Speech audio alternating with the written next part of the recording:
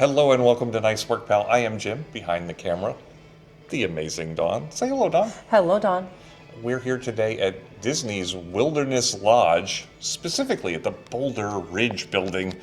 We're here today with Joe from WaltsWisdom. It's another channel on YouTube that is newish, up and coming, and I think just a great thing that you have going on. It is Disney history, really. Yeah, that's what we're trying to do.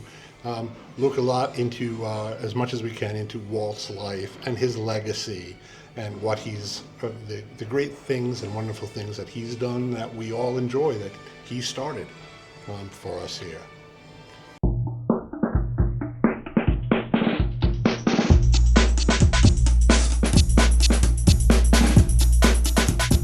Now, first of all, thanks for being on our channel today. But also, we met you here, and right out of the gate, you're pointing out things that have been right under my nose the entire time. Yeah. So I think we're really lucky here at Boulder Ridge. There is a train room in the lobby that has a lot of memorabilia from Walt's backyard railroad, the Carolwood Pacific. There's a model train behind us, a small miniature of the train Walt had at his place, and some wonderful photographs of Walt riding in the Carolwood Pacific. This is a great photograph of Walt driving the train with the famous Carolwood barn in the background where all the maintenance was done. This is actually Walt's backyard. Wow. So yeah, fantastic, and this is the origination for all of the railroads around the Disney World and Disneyland, and all around the world. All of those railroads have their originations in Walt's backyard. Yeah, first he was like into it as a hobby, and then next thing you know, it's manifesting itself as like a part of all of the theme parks, and you know, I just don't know how many people really know, like, how much of that is ingrained in like his own personal hobbies. There's so much creativity there, right? And I think it's just one of these. Walt didn't do anything halfway. Right? Everything he became involved in became bigger and better and more happy and just more impactful.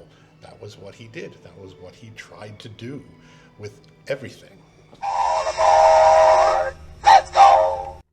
Do you remember that iconic moment from early in 1941's Dumbo, when the circus loads up for the season and a bright little steam engine puffs to life? His boiler glowed, his whistle sang, and his wheels clattered with a kind of earnest determination. He's not just any locomotive. He's Casey Jr., the engine of the circus train who hauls the WDP circus across the American landscape. And for many Disney fans, Casey Jr. is the first character in the movie who truly moves them, physically and emotionally. But Casey Jr. didn't appear out of nowhere. His creation is a story of Walt Disney's lifelong love of trains, the passions of his animators, and the real history of circus railroads that once crisscrossed America. Today on Walt's Wisdom, we're going to explore how all of that steam, steel, and storytelling came together to create one of the most charming sequences in Disney animation. To understand Casey Jr., you have to understand Walt. Walt Disney grew up in Marceline, Missouri, a town where the railroad was the heartbeat of daily life. Trains weren't just machines. They were symbols of adventure, possibility, and escape. Walt once said that the sound of a steam locomotive whistle was the most beautiful music in the world. As a young man, Walt later worked on trains as a butcher, that is to say, a boy selling newspapers and soda pops to bored and thirsty travelers. His love of trains never left him. In the 1930s and 40s, while the studio was producing Dumbo, Walt was already collecting books, visiting rail yards, and talking with engineers. Many of the animators shared this passion, none more than Ward Kimball, who would later build his own backyard railroad, and help inspire Walt's own rail hobby. So, when the story team needed a way to move the circus from town to town, Walt didn't want a generic train. He wanted a character, a personality, a little engine with heart. What is it that drives you to research the history of Walt Disney World? And I should say Walt Disney, because it's not just Disney World. You know, I have to say, Walt's had a huge impact on my life from the time I was a small child, sitting with my brother on the floor, eating a bowl of popcorn on Sunday night, watching The Wonderful World of Disney. Oh, I love that. We spent, just every Sunday, that's where you would find us. And then watching movies like Pollyanna, which is my favorite movie of all time. I love that movie Just too. Lessons in that movie to live your life by. And then things like 20,000 Leagues Under the Sea. At some point in my life, I joined the Navy, partly because of 20,000 Leagues Under the Sea. Oh. And the adventure that was to be had there. So I think many of us, regardless of your age, Walt's been a big influence on not just Disney fans, but I think he's been a huge influence on the world. Yeah. And to the extent that some people don't necessarily understand it. And we try to talk a little bit about that on Walt's Wisdom. I think a lot of people who are big Disney fans have some sort of core memory of what brought them in.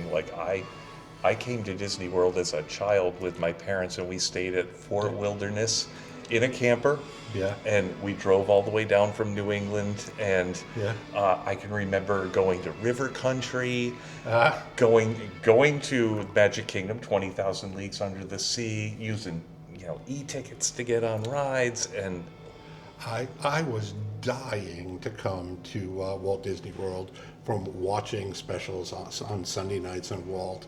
Finally got to come in high school on a high school sponsored trip with my classmates, and that was an amazing thing. But also came here on my honeymoon with my amazing wife Kathy. We also remember on our honeymoon being at River Country, just across the water there. So many wonderful memories. which, by the way, is soon to become Lakeshore Lodge. Lakeshore Lodge. Yeah. Oh, I can't wait for A that. Disney Vacation Club Resort, yes, which we are both members We of the are, Vacation yeah. Club, so we'll be seeing each other at that resort when it's ready. I can't wait. I know, I'm looking Let's do forward it. to that one. Speaking of which, though, I have to ask, as someone who has a strong sense of Disney history, do you find yourself in favor of the constant change, or does it pain you to see something go? Look, I think famously Walt himself said that Disneyland will always change as long as there's imagination in the world. So there's got to be change. There should be change, but I think there's change and there's change, right? There's change that we're going to like and change that we're not going to like. I think if we just all keep an open mind and wait and see what's going to happen, I think that the new hotel could be amazing. I hope that it will be. And if I go back to Pollyanna for just a second, right? This is the thing. Let's keep a positive look on this and look for the best in people and in organizations, and I think we'll find it. That's awesome. I think so too.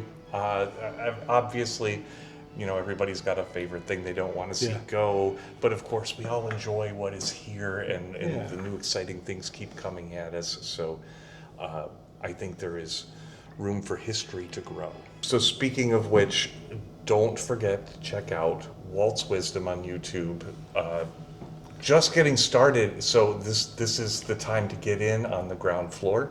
Subscribe to his channel, learn a little bit about Disney, because it just increases your enjoyment of everything that's here. Well, thank you so much, Jim and Dawn. Love your channel. It's an amazing ride. So thanks for everything. Thank you. Thank you. How'd we do? Good job, pal. Nice work, pal.